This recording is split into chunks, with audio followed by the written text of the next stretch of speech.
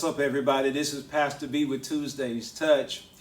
Around this time of year, every year, we here at St. James take a moment to remember the folks who have passed away in the year.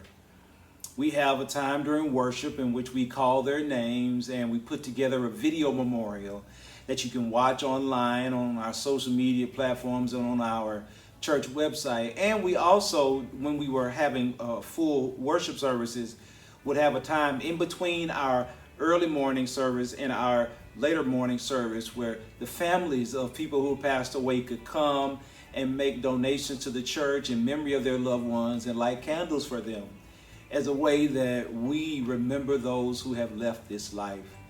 It's a difficult time, but also a time of celebration and remembrance. So, how do you remember the people that have gone from this life that were significant to you? We all have them.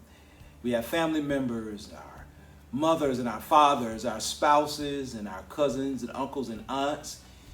We have friends that we grew up with, classmates that we played sports with, or that we kicked rocks with, or did whatever with.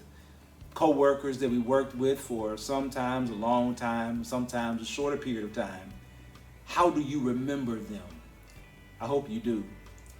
This is how I remember my dad, or at least one of the ways that I remember him. This is his military flag that was given to him when he passed away several years ago. People come into my office and ask me whose it is because they kind of figure it's not mine, and I say no, it's Dad's. It's my way of remembering him. I also have a picture of him on my computer, and I have a tie of his. I've never untied it, and I don't wear ties a lot, but when I do wear a tie, if I can, I wear that one. Number one, because it's a bad tie. And number two, it's my way of remembering him. I remember him because I love him, and also, though, because I feel somewhat accountable to him. I hope always that he's proud of me, and I think of him as I make my moves throughout life. I often tell stories about him, and I think of some of the things that he has said to me. For example, once he said, "Son, money don't come with instructions." And then he's also said some other things that I won't share with you because Dad had a way with words. I won't share those with you on this Tuesday's Touch. But I remember him. How do you remember those who have passed away from your life? The Bible is big on that. So if you read, for example, the book of Matthew chapter 1, you get this full list of people who were in the heritage and history of Jesus. And then if you go to the Old Testament, you always hear them talking about, particularly early on, Genesis, Exodus, Leviticus, Numbers, Deuteronomy, you hear them talking about the God of Abraham and Isaac and Jacob. And these are all ways in which they made sure that those who came later remembered those who came before. So how do you remember those that were before in your life? Those that were way before you and those who have left this life that you came to know personally. How do you remember them?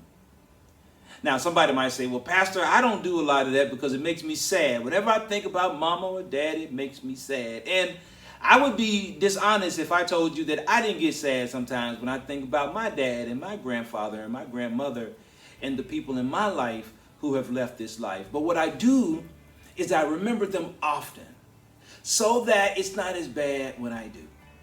When I walk in, I might peep up at the flag and remember Dad, or I might take a moment if I'm sitting still in front of my computer to look at his picture and think about him or remember the things. I might take that tie and look at it and laugh about something he said. I remember him regularly. Now, there are times around November, he passed in November, there are times around November where I do get a little yucky, and Father's Day, it's a time when I do get a little yucky. But I try to turn those sad moments into moments of celebration, remembering him, laughing at him, and thanking God for him. So, how do you remember those who have left this life?